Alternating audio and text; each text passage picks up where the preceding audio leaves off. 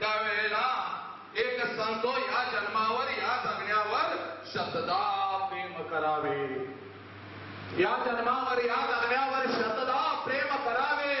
आणि शेवटचा अंतरा मनाला खूप भिडून जातो. या ओठाने चिंबून घेईन हजारदा ही माती, अनंत मरणे झेलून घ्यावी. इथल्या जगण्यासाठी इथल्या पिंपळपानावरती अवघे विश्व तरावे, या जन्मावर या जगण्यावर शतदा प्रेम करावे. पोरांनो, 27 वर्षाची ती अरुणिमा. प्रेम काय असतं बघा. प्रेम केलं छत्रपतीने या स्वराज्यावरती, प्रेम केलं माझ्यासारख्या या लहान माणसानं या विचार मंचावरती, आणि प्रेम केलं त्या माऊलीनं.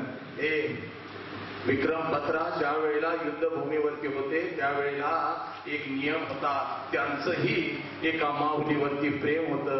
हो, आणि त्यांनी शब्द दिला होता त्या माऊलीला, ज्या वेळेला कारगिल युद्ध संपवून मी पुन्हा येईल त्यावेळेला मी तुझ्याबरोबर लग्न करणार आहे. आणि तो जो कालावधी होता त्या कालावधीमध्ये प्रत्येक बुधवारी 6 वाजता ती लेक त्या फोन जवळ उभी राहायची. आणि युद्धभूमीवर मिलिटरीमध्ये कुठे तैनात असलेला तो विक्रम बत्रा बरोबर बुधवारी 6 वाजता फोन करायचा आणि ती फोनवरती बोलायची. प्रत्येक बुधवारी 6 वाजता युद्ध सुरू होतं, युद्धभूमीवरती युद्ध सुरू होतं. आणि मग हँड ग्रानाईट काय, विमानातून पडणारे ते बॉम्ब काय, आणि सगळं त्यावेळेला तो फोन करू शकत नाही. पण 6 वाजता बुधवारी ती तिथंच उभी राहत होती. आणि तो आपल्या प्रेमाला सांगत होता, मैं भी जरूर वापस आऊंगा, तिरंगा लहरा कर आऊंगा, या तिरंगा में लपेट कर आऊंगा. ओ शेर तिरंगा लहरा कर भी आया और आते समय तिरंगा में लपेट कर आया. आणि आजपर्यंत त्या माऊलीनं दुसरं लग्न केलं नाही. आणि रोज बुधवारी 6 वाजता आज ही ती फोन जवळ थांबते. याला प्रेम म्हणतात.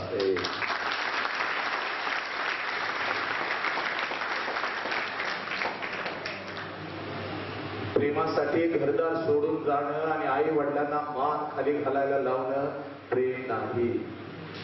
चुकीच्या पद्धतीनं प्रेम करतात, दुसऱ्याच्या मुलीचा हात धरून निघून जातात. त्यावेळेला आपल्या घरातली बहीण निघून गेल्यानंतर काय वेदना असतात या वेदना अगोदर तपासून पाहायच्या आणि मग दुसऱ्याच्या लेकीचा हात धरायचा.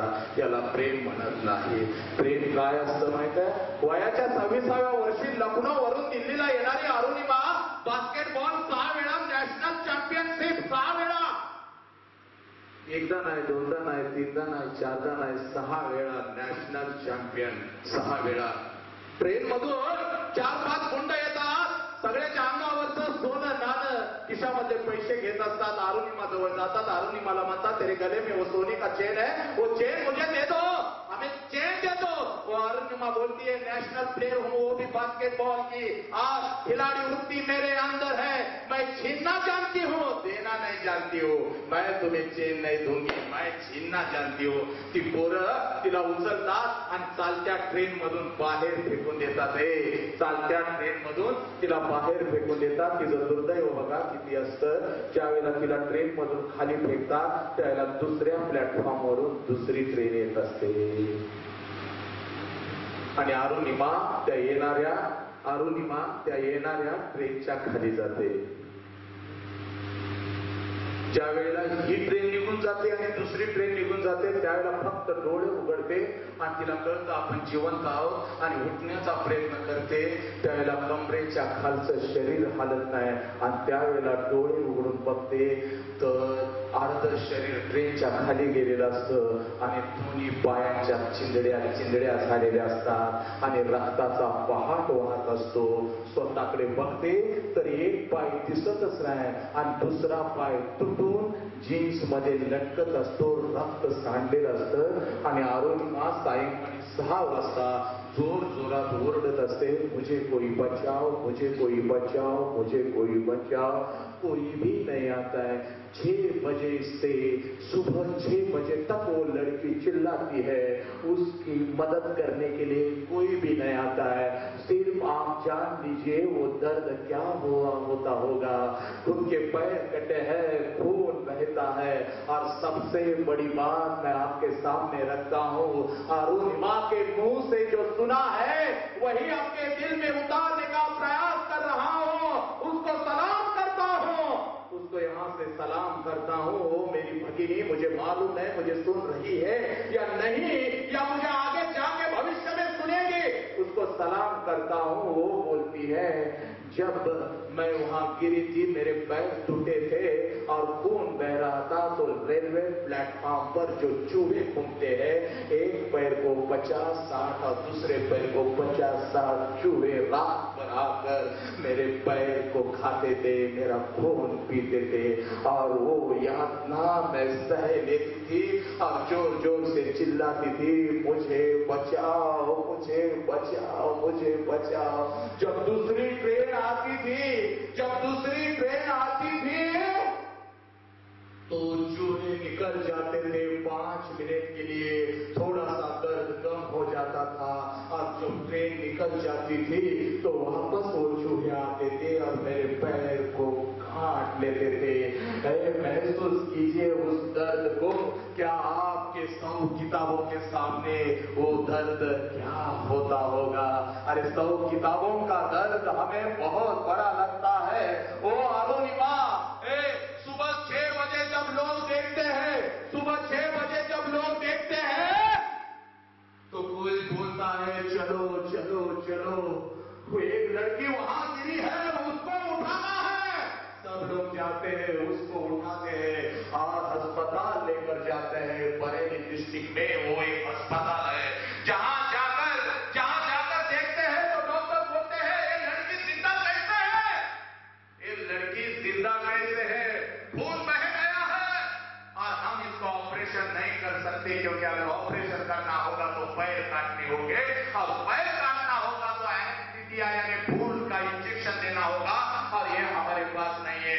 तो अरुणिमा कान से सुनती है और बोलती है, रात भर मैं वहां गिरी थी, 100-200 चूहे आकर मुझे खुदेड़ रहे थे, वो दर्द मैंने सह लिया, और अगर आप मेरा पैर काटोगे तो मेरे अच्छे के लिए काटोगे, वो भी दर्द सहने के लिए तैयार हूँ। बिना एनेस्थीसिया दिए बिगड़ मेरा ऑपरेशन कीजिए। और मैं हाथ जोड़कर आपको बोलता हूँ, उस लड़की के दोनों पैर काटते हैं बिना एनेस्थीसिया दिए बिगड़। इस विश्व का पहला ऑपरेशन हो जाता है, और वो दर्द वो लड़की सह लेती है और ऑपरेशन सक्सेस हो जाता है। एक पैर काट दिया जाता है और दूसरे पैर में रॉड्स डाल दिए जाते हैं।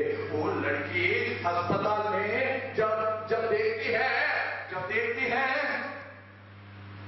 तो अपनी माँ को बोलती है, माँ मैं आप कभी भी बास्केटबॉल नहीं खेल सकती हूँ। और उस वक्त वो अपना फोकस इकट्ठा करती है और अपने दिल में लिख लेती है, आज से मैं बास्केटबॉल नहीं खेलूंगी तो इस विश्व का सबसे ऊंचा पहाड़ एवरेस्ट मैं पार कर दूंगी, जिसके पास तो पैर नहीं है। हॉस्पिटल मधून डिस्चार्ज 4 महिन्याने मिळाल्यानंतर ती पोरगी घरी जात नाही, जिच्या पाठीमध्ये 4 फ्रॅक्चर आहे, ती पोरगी घरी जात नाही, तर ती पोरगी बचिंद्र पाल यांच्याकडे जाते आणि म्हणते, इस जिंदगी ने विश्वासघात किया है मेरे साथ, मेरे दोनों पैर गए हैं, अब मैं बास्केटबॉल नहीं खेलूंगी, मैं एवरेस्ट शिखर पार करना चाहती हूँ, क्या आप मुझे मदद करोगे? कौन बचिंद्र पाल जिन्होंने पहली बार एवरेस्ट शिखर पार किया था, वो उनको अपनी गोद में लेकर बोलती है, अरे इस हालत में तू यहाँ आई है, तो तूने एवरेस्ट शिखर अपने मन में पार कर लिया है, सिर्फ लोगों को दिखाना है।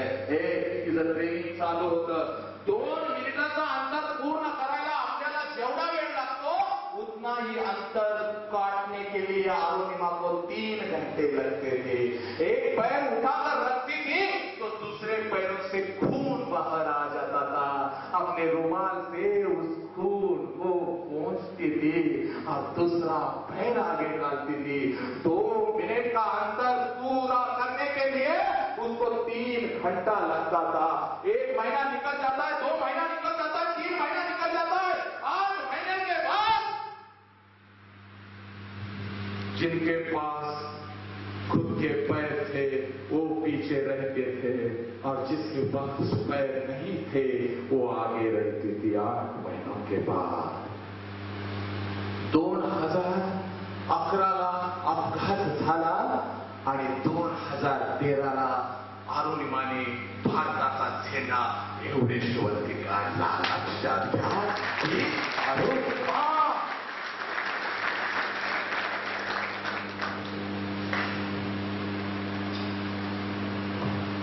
मला भारताचा एवढं सांगा, तिचा दर्द मोठा होता का आपला दर्द मोठा आहे? पैर नहीं जिसके पास वो एवरेस्ट पे जाकर आती है, और इसीलिए मैं बोलता हूँ जिसके आंखों के सामने अपना ध्येय होता है उसकी पूरी कायनात उसके लिए काम करती है। बस त्या आतल्या शक्तीला जाग करायचं आहे। 2 मिनिटामध्ये व्याख्यान संपवतो। सगळ्यांनी शांतपणे डोळे झाकायचे। शांत शांत शांत, कोणाच्याही मुखातून आवाज येणार नाही।